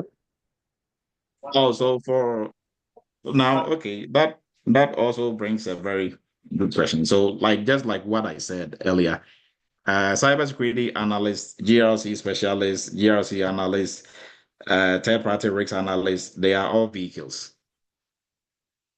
So if you want to be any of them and you have no IT cybersecurity background, you have to. So that means you want to drive any of these vehicles or be in any of these vehicles, you have to learn how to drive. Now, if you go to a good driving school, they will teach you how to drive well, and you'll be able to drive any vehicle with some little or no orientation on that specific vehicle, right? So if you want to be a SOC analyst, a GRC specialist, name it, whatever you want to be, you can go through our cybersecurity entry-level course and you'll be fine. Now, the only thing you are not going to be after the entry-level course is you're not going to be an ethical hacker or penetration tester, if you want to call it that way. The training doesn't focus on that side, right? But it focuses on everything on the blue side of security. That is really going to help you. And if I already have a introduction, CAMTCHA introduction and CAMTCHA A+, I just jumping direct to a cybersecurity analyst. How I can do to build my career very strong and very management. Okay, so like I said, even if you have CompTIA A+, so A+ is like the entry point in IT when it comes to CompTIA certifications. So with that, we will still put you in cybersecurity entry-level course. That is the 4 months program, 2 months of training, 2 months of internship, and then you'll be ready for the job market, right? And from there, when you are done with that, so for example, for the internship, we put you in different vehicles. So you are doing a third-party risk analyst project, you are doing an incident response tabletop exercise project, you are doing awareness training project, so we put you in different vehicles, right? But proud to you coming there. We expect you to know how to drive at least to a certain point, and then we'll orient you on these vehicles and actually show you how to operate these different vehicles. But the underlying factor there is most of the students in the internship, they came from our entry level. They are the main like the main people that we feed into the internship, and then we add other people from different training and different backgrounds. If you have a good working background in cybersecurity, then we are going to put you in that also as well, right? So you can, for what you want to do, I encourage you to look into our entry level. right? So with that, we are going to move on and then take more questions. And just running through quickly, our AI governance specialist, you can look into this. The best AI program out there, our cloud security, also one of the top cloud security programs out there. And then our entry level that I'm talking about, the 4 months program, 2 months training, 2 months internship. This is all you need to be able to start working in the cybersecurity space, right? You don't need anything beyond this. And then our PCI, for folks already in cybersecurity or IT, looking to specialize in a niche, this is also one of the areas that you can look into, right? And then our GRC internship and workshop, this is where you actually learn what you are going to do on the job, right? By doing, you're actually going to learn by doing, right? So we encourage you to also look into that as well. Now, with that, we are going to look at the free tools. And anybody, any clue on some of the free tools, the GRC top free tools that are out there? That might not be that common, or nobody has looked some of those up. All right, now let's jump in. So, Mramba is a community. So if you see a community edition, it means it's free, right? Most of the tools, if you have a community version, it means it's free. Now, if you use this, you can use ServiceNow. You can use most of the tools that we just looked at. So this is also a comprehensive GRC tool. It covers governance, risks, and compliance. You can use it for to even track your incident response activities or incidents that will happen. Key features: they support ISO, PCI, SOC 2 frameworks, and then also risk assessment, control management, policy tracking. For organizations that are looking for a robust, no-cost GRC solution, this is one of the tools for them. Now, this is their website. You can go on there. Now, this, you have no excuse. You can go on there and, try your hands on it. And there are a lot of videos on there on how to use this as well. If you use this, there's the same interface as most of the paid tools that we were talking about and discussing earlier. Now, Simple Risk, also, it is an open source risk management. The focus is more on the risk management, risk treatment side. And you can also, at least maybe on the compliance side, you can stretch it a little bit on that side as well. But the main focus is on risk management on the R side of GRC, right? So it streamlines your risk management processes. It makes it easy, and it has is user friendly as well. Now, all the free ones, they are also user friendly, so you can look into this one also as well, right? Now, CISO Assist, like the name suggests, this is going to assist your CISO, or if you're a CISO, this is going to assist you in managing your whole entire GRC setup that you have. It really simplifies everything that you are doing in the GRC space. It supports over 30 frameworks. And what we mean by supports 30 frameworks, so they have pre-configured, or they have these, like the inputs that you are going to manually do for if you wanted to add PCI to this, adding the requirements, they've already done that, or like in there, right? So the different tools, that is what they mean by support. So you can use it for different frameworks in terms of doing your compliance, either internal assessment or external assessment. And for cybersecurity teams looking to centralize their platforms and managing their GRC for free, you can use CISO Assist as well. And then you have GovReady Q. So this is also an open source tool. The focus is on government compliance. So for organizations working in the government space, it supports most of the NIST frameworks that you are going to be working with as well, right? So for folks who are looking to get some hands-on on the different frameworks in the NIST side, when it comes to the government contracts and others, you can also try your hands on this. And then we have Redmine. So Redmine also is like the focus. You are looking at GRC in general, right? But it has more of a project management twist to it. So that helps to manage everything that you are doing for GRC in terms of tracking, documentation, and customizing your flow, workflow also as well. So, and the website also here for you to go through and look at how to download or how to use these tools for the ones that are online or web-based. And Matisse Backtracker. So this also can be configured for GRC activities, but it goes a little bit beyond GRC. It helps track issues, more focusing a little bit more on the incident response side also as well. And then also it serves as it can manage your GRC tags and activities that you are doing, but not a very heavy GRC tool necessarily, but one of the top free ones out there. Right now, we are open for discussions. If you have any inputs or any other tools, free ones that we didn't add, there are a lot that we didn't add because we are working against time, so we cannot list all of them. There are a lot GRC, RSA, HR, and others that I think some folks mentioned. And if there are any other tools that you are familiar with that you want to bring up, you can mention them, or you can maybe bring it up for other folks to also know. And then whilst we are waiting, and if there are any questions generally on these tools, you can raise your virtual hand, and we are going to also address that as well.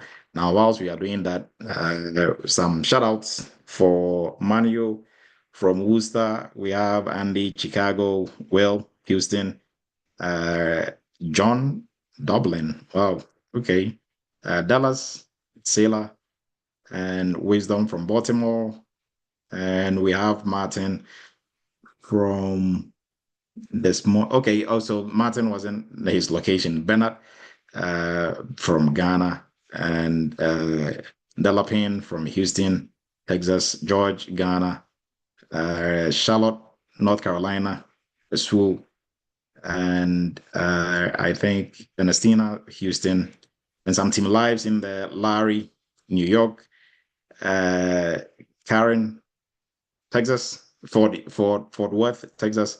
Leslie, Minnesota. Kwame, Maryland, and let's go. So some team lives in there. Lawyers will get okay. Oh, I think Gabriel was talking about lawyers will get the bulk of the T-Mobile's money, not the customers. Yeah, yes. They also work for it, right?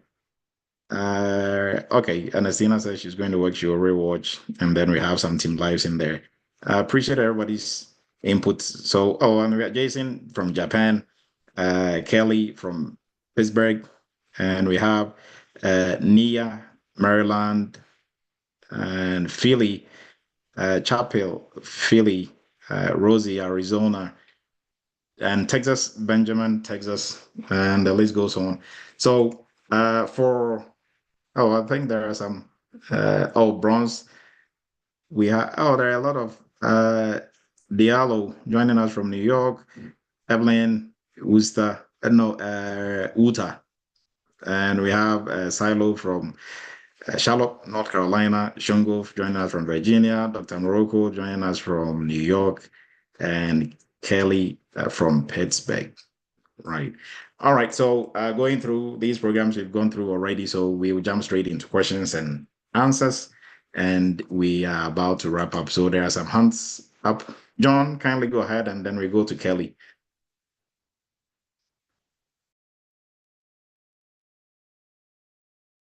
You are muted if you're trying to speak, John.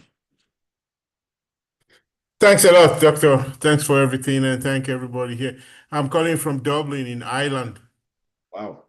Yeah, it's it's very late. Yeah, I know. Thank But I you, study a lot. you. Yeah, Doctor, I really need help here. It's a long story. I've been doing cloud security, cybersecurity, and now I'm in a payment card industry where we create payment, all different kind of card, Amex, you name it, about like 16 different banks.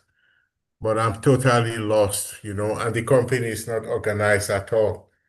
So I got the job for infrastructure engineer, but because my cyber background is very hard, very, very strong and technically very strong. So now I've been thrown into creating VAT reports and helping them to arrange infrastructure, patch management, everything you name it. So it's like I'm overwhelmed with information, and I've been following you for a while now, trying to know which way I can go through to be like master of my stuff, because there's so much to read, so much to know. But at the end of the day, everything changes every 6 weeks. It changes every 6 weeks. So I just need help to master it and lead a team of, I think, about 120 people, Wow. I really, All right. that's why I can't sleep, I mean, Yeah. yeah. Yeah, and I think I mean we can relate, right? And most people can relate on here. So what we will do is this, John, look in the chats. There is a link there. Okay. Schedule an appointment and then we'll talk offline and get into the details of what you're doing and how we'll be able to help. Oh, great. Help I you will do that. sleep and have your peace of mind and be happy to Yeah. go to work every day. Right. Sometimes I feel like running away. Now, if you run away, what all these people looking up to you, what are they also going to do? They can't run away. Yeah, they I get a know, plan. honestly, because on the inventory technical side, I'm very strong. Cloud tech, I'm really strong. I can fix anything, but this, the reading and documentation in, GRC, all this you say, is really, it takes a lot of energy. All right, man. We'll go through it. You'll be fine. So, Okay. and from everything that you are talking about, Ben, Yeah. like there's a lot of information to go through, right? But Yes. Yeah. if you are lucky to have somebody who's been there, who's done that, they just point you in, 2 or 3 directions, and you're like, oh, really? That's it? Then that's it, right? You're gonna take that, and you don't have That's to exactly what I'm looking waste for, your time going in Yeah. circles and getting lost and coming back, and it's like Yeah. if you have a GPS, why try to use a map to go to wherever you are? Exactly. I've been using the map instead of the GPS. Right. So turn Yeah. like map is not going to tell you to turn left, and it will give you like a street shot and tell you, hey, there's traffic on your way, so you might want to use this route. Right. So yes, let's talk offline, and I think you should be good. Kelly, please go Okay. ahead. Okay. Thank you very Yes. much. Thank you so much, sir. You're welcome. Yeah, Doctor, thank you. The question I wanted to ask, I think in the course of your explanation, you really touched on it. I just want to ask before, after the entry level, can someone apply for like GRC specialist job? Yes. So once you're done with let me just tell you some of the rules, and I think there are some of our entry level students on here who are, so some of the job titles that they have, right? Some are working as third-party risk analysts, GRC specialist, cybersecurity analyst, and the list goes on. You know why? Because they know how to drive, so they can drive almost any car. Now the job titles are vehicles. So it's like you have Mercedes, you have Honda, you have, right? So if you know how to drive and you're trained well to drive, you can drive any car. Because in the cybersecurity space, the funny part is most people think job titles, yes, they are job titles, but they are just job titles. And what do I mean? You can be working in company A as a cybersecurity analyst. What you are doing is totally different from somebody in company B who is also a cybersecurity analyst. Yes. And you can be working in company A as a cybersecurity analyst. What you are doing is what somebody in company B is doing as a third-party risk analyst. Right. But you are doing a third-party risk analyst job, but they labeled you as a GRC specialist. You see what I mean? So if you're going in there with the notion of, okay, so this is exactly what a cybersecurity analyst is supposed to do, and that is all that you can do, and you get in there and they're like, yeah, this is what you're going to be doing. Are you going to tell them, oh, okay, then I'm sorry, I can't do this job. I was coming in as a GRC analyst. I didn't think I'll be doing a third-party risk analyst job. Now that is the title they've given to the job. So what are you going to do? right? But if you've been put in all these different seats and you have a solid working knowledge in cybersecurity, I mean, they can literally change your job title on you or put you in a different group, in a different role. You should still be able to function, right? So that is Yes. why I'm not a big fan of, hey, you have no IT background, cybersecurity background. Oh, come and do third-party risk analyst. And then you go there, they show you steps in third-party risk analyst, and this is what you do, and these are the tools we use, and then that's it. We bless you off. Go find a job. Now, on the job, you're a cybersecurity professional first, before you're a third-party analyst or a GRC specialist or anything, right? So they should be able to move and switch you. And don't think you're only going to be doing third-party there. They can bring anything your way. So you don't want to be there scratching your head and always you're looking behind you like you are missing something or somebody is going to, come for you, right? But if you are starting off and you have a solid background in cybersecurity, you understand all the areas of cybersecurity, and then you also do a program sort of internship where they put you in different seats, and now you get to know everybody's role and what they do, and you can actually do it, right? So anywhere you find yourself, for the third party person, you know exactly what they are doing and you can do it. For the risk analyst, you know what they are doing and you can do it. For the vulnerability manager, you know what they are doing and you can do it, right? So if they move you around, it's not an issue because you understand security, first off. Two, you've worked on different projects and you understand what they are doing. So you can do it, right? And if anybody comes to you with a question, hey, so, we have this security issue. What about this and that and that? And all you did was third party, you are very limited in terms of one, your knowledge base is weak. Two, all you know is the steps of what you do in third party. And even third party, you are not as effective and efficient, but maybe probably nobody is troubleshooting you, so they don't see.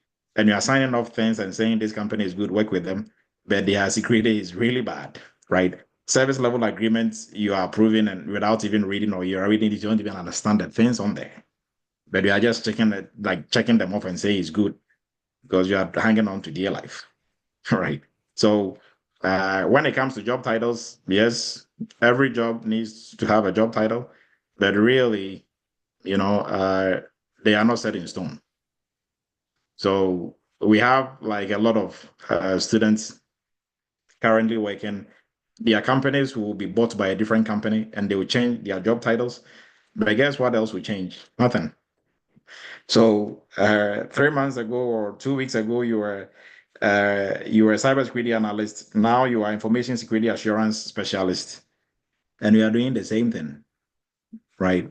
So that for the job titles, they really need to be like they need to be there, but it's not really set in stone, and there's nothing like what is on there is exactly what you are going to be doing. There's a session that we did on Cyber Chat, and we were privileged to have some of our own who are working on the job, and we were able to get the job description of the job when they were interviewing for it.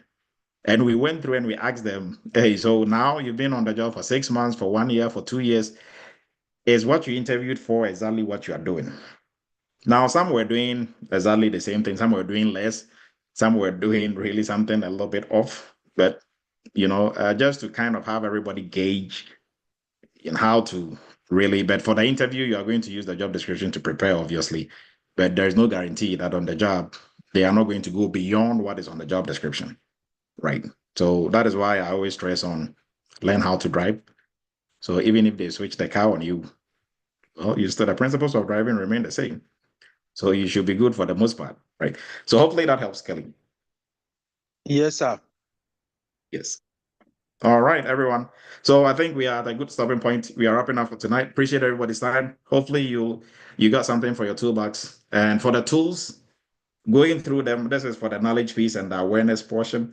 The actual doing of the job is up to you to, grab everything that we gave you, go download one or two tools, play around with it, right? You can Google, you can, go to the company's website. You'll be able to have some videos on how to use it. And, just moving around it will give you that confidence to even talk about it during interviews that, yes, I know this tool, I can move around with it, right? So And that is what you are supposed to do as security professionals. So I appreciate everybody's time. Have a great and wonderful weekend.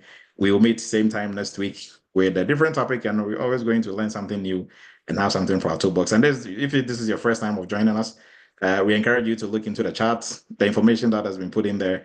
There are some free courses that you can take to begin your cybersecurity career. And then also you can make an appointment to talk to myself and some of our team members on how to proceed in terms of moving into the cybersecurity space. And if you are here, you've gone through internship and others, and you're applying for jobs and we don't know about it, you are so wrong. Reach out. I'm seeing some familiar faces on here that I've not heard from for a while. Kindly reach out. Let's see where you are in your job application process. We are here to help and assist you. Have a great and wonderful evening. We will meet next week, same time. Bye, everyone. Have a great night.